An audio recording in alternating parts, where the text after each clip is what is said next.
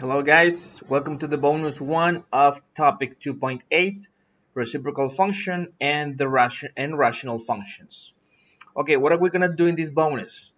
Like I told you in class, we're gonna demonstrate first that the horizontal asymptote of my reciprocal function is the straight line y equals 0.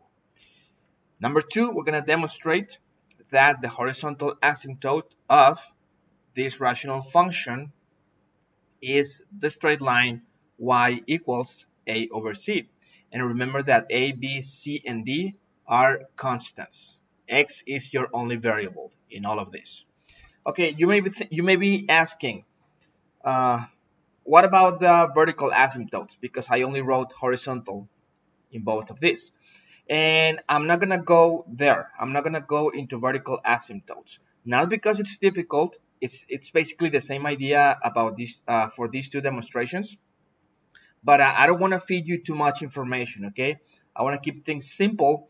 And my belief is that by knowing how this goes on, you may be on the right track to investigate or research about how to demonstrate the same things basically, but for the vertical asymptotes. Okay, so let's start. First thing I want you to understand, which is something very simple, some context. If I give you a fraction, like so, 5 over 1 variable x, and I tell you to evaluate this fraction in values of x which increase continuously, okay, which grow to infinity. So what would be the value of this fraction as x approaches infinity? What would be this value?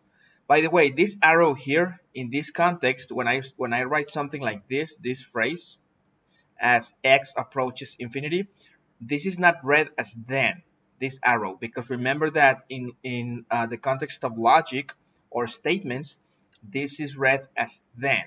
In this case, it's read as approach, as x approaches infinity. So what's going to happen to this fraction? If we evaluate this fraction, let's make it even simpler. 1 over x. Okay? Well, if I evaluate in x equals 1, 1 over x is going to be 1, right? If I evaluate in x equals 10, 1 over x will be 1 over 10, which is 0.1, right? If I evaluate in 100, 1 over x is 1 over 100, which is 0.01. And you get the idea, right? By now. So when x increases, or as x approaches infinity, we can see that the values of this fraction, 1 over x, get very close to 0 and ever so close to 0. Basically, we can conclude that as x approaches infinity, the value of this fraction will not be 0, okay? What we can say is that it will also approach 0. Okay, as x approaches infinity, then 1 over x approaches 0. 1 over x can never be 0.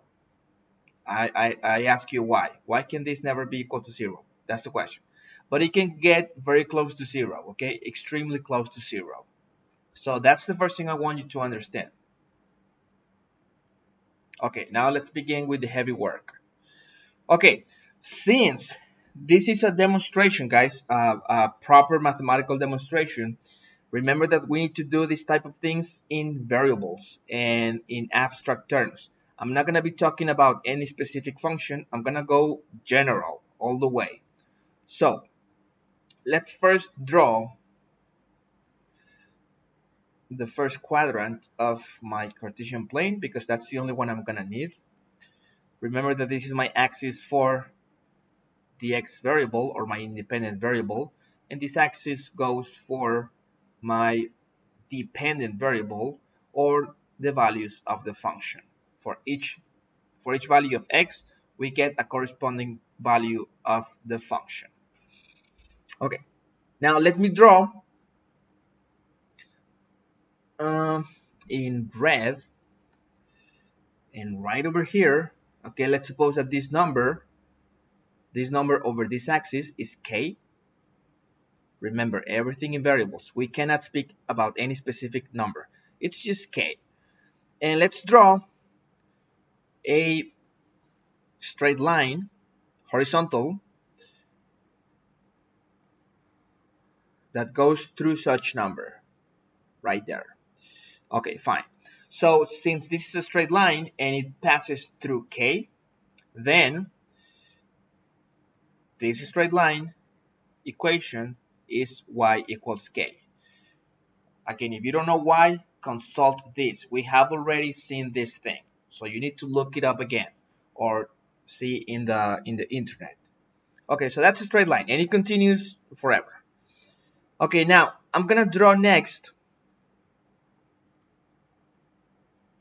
a function, any function, such that this function that I'm gonna draw in a moment has this straight line as an asymptote.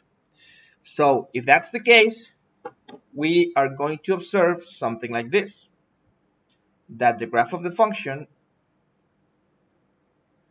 will approach closer and closer and closer to such straight line. Okay, you see the distance from the graph to the straight line, which is the asymptote, are diminishing. You see, these distances are diminishing more and more and more and more until they almost touch, but they never touch, remember. Okay, next I'm gonna do the following. I'm gonna locate certain points on my x-axis, and since I need to be completely general, I'm gonna space them equally, more or less. 1, 2, 3. I think 4 are enough. Okay, so since I cannot speak about any proper number, I'm gonna just call them x1. This number is x1. This number is x2, x3, and x4. Fine. Now, for these numbers, of course, the function gives me an output, right? Remember, for each of these inputs, I need to get an output, which is the value of the function. How can we make a diagram about those values? In this way. You trace a vertical line until you touch the graph. So you have this point, and then you go horizontally until you cut the y-axis, right? More or less. I mean, this is not perfect. So for this value of x1, you get the value, this one, which is f of x1, the function evaluated in x1. And that's all we can do, guys. I cannot say that this number is 3 or 5 or I don't know, whatever. Why not? Because I don't know how much this value is. I'm talking in abstract terms. For x2, let's do the same thing. Let's draw a vertical until we touch the graph of the function. And the corresponding value for x2, the corresponding value of the function will be this one, which is written as f of x2. And let's do the same for the other two remaining numbers. So we do exactly the same thing.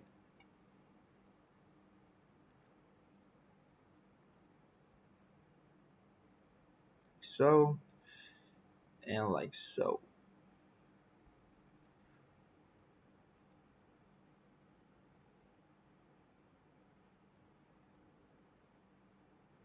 Okay, I'm done. And I could have gone on forever, okay? But let's stop right there. This is enough. Okay. What do I observe as I'm doing this? Pay attention, guys. What I can observe is the following. If this is the asymptote to this graph of this function, what I can observe is that as the values of x approach infinity, okay, x1, x2, x3, x4, and then I could have written x5 and x6 and so on until infinity, okay? As I do that, in other words, as x approaches infinity, then what I can see is that the values of the function approach the number k. Can you see? For x1, you have this number of the function, f of x1. For x2, you have this number. For x3, you get this number. For x4, you get this number. For some other number over here, you will get even a closer number to k. Can you see that? And as you do that over and over again, you will get points in here, like in here, that are closer and closer and closer to the number k. You see? And that's how we're going to build our definition for the asymptote, guys, by observing this fact. By observing the fact that as x approaches infinity, then f of x approaches, or the values of the function approach the number k. You see, this is what I was looking for. This very fact, all of this is our key concept in this bonus. As x approaches infinity, as the values of x approach infinity, then f of x approach the value k. If k is an asymptote. If k is an asymptote for my function f. This is my any general function f of x, okay? This one. I'm not talking about any particular function, I remind you, okay? And this very fact is the statement that I'm going to use for the definition of my asymptote. What is now an asymptote? How can we define it better, in a better way that we did in the last lesson? We're going to say the following. This is the proper definition. We say the following. We say that the line y equals k, k being a constant, a number, is a horizontal asymptote of the function f if one of the following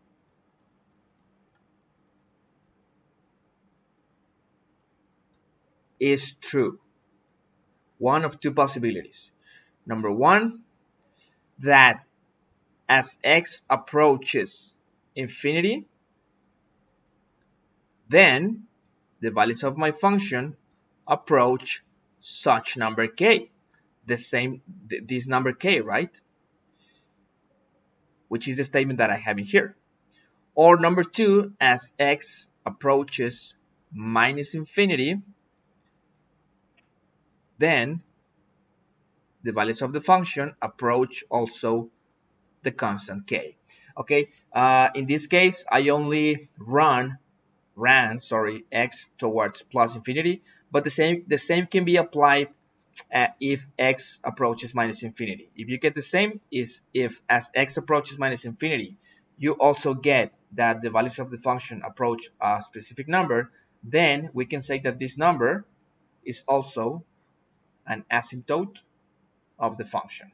So this is my definition, guys. This is my proper definition for the asymptote. And this is the definition that we're going to use to demonstrate that the asymptote for 1 over x is 0, the horizontal asymptote, and that the horizontal asymptote of my rational function, which is this, okay, f of x equals this, then the asymptote will be y equals a over c, which is the goal, which are the goals that I set at the beginning of this video. So let's go on and prove those two things by making use of this definition. Okay, if you want to stop the video and write it down or something, go ahead. Okay, so prove that the horizontal asymptote of f of x equals 1 over x is the straight line y equals 0. Okay, let's prove this. Here it goes. What do I need to use? my definition for the asymptote. If I want to prove this, then I need to have the following, that as x approaches infinity, then my function will approach 0. Okay? If I want to prove that the asymptote of this function is this straight line, then what I need to observe is that as x approaches infinity, then the values of the function approach 0, which is this number. You see? Okay, so let's do that. Let x grow to infinity. Then f of x will approach 0. But what is f of x? F of x is equal to 1 over x. Then 1 over x approaches 0. Now, is this statement true? As x approaches infinity, then 1 over x approaches 0. Yes, that's true. Okay? And since this statement is true, then we have proved that in fact this is the horizontal asymptote for this function. You see? Now, why is this true? Because that's what we began with in the context of this video. I told you, remember that if you have this fraction and you evaluate this fraction in increasing values of x that go towards infinity, then this fraction obviously will approach 0. Okay? So I'm done. That's it. That's the first proof. You see, it's simple once you have the definition, the proper definition for a horizontal asymptote. Now let's look what's up with the other proof. We're going to prove that the horizontal asymptote of the rational function given as ax plus b over cx plus d is the straight line y equals a over c. Okay, I want to prove this, that the horizontal asymptote of this function is the straight line given by the equation y equals a over c.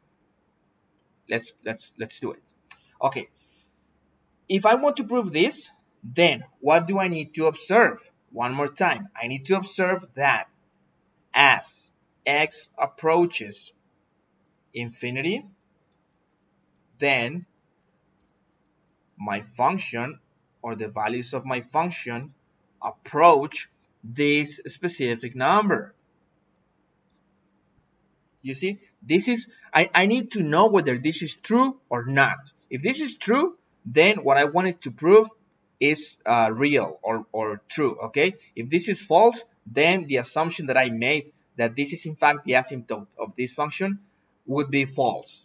Okay, so let's see if this statement is true. Then, what do we have? As x approaches infinity, then f of x, which is all of this, right? F of x equals all of this. Then ax plus b over cx plus d. I want to know to what value this approaches. As x approaches infinity, then all of this expression will approach what? What? Okay, let's see. How am I going to find that out? Okay, we're going to do a little trick, a very clever trick. What I'm going to do is this. I'm going to divide this fraction, both numerator and denominator, over x. Can I do that? Of course, because by doing so, I'm going to get an equivalent fraction. And I'm going to do it over here because I'm running out of space. So I'm going to write this same thing. Oh, no. Ax plus b over x. You see I'm dividing the numerator over x over, which is this over, cx plus d over x. And now when you carry out each of these smaller divisions, so to speak, what are you going to get? You're going to get a over ax over x, you're going to get a, and then b over x, you're going to get plus b over x over cx over x, you're going to get c, and d over x, you're gonna get dx. So basically all of this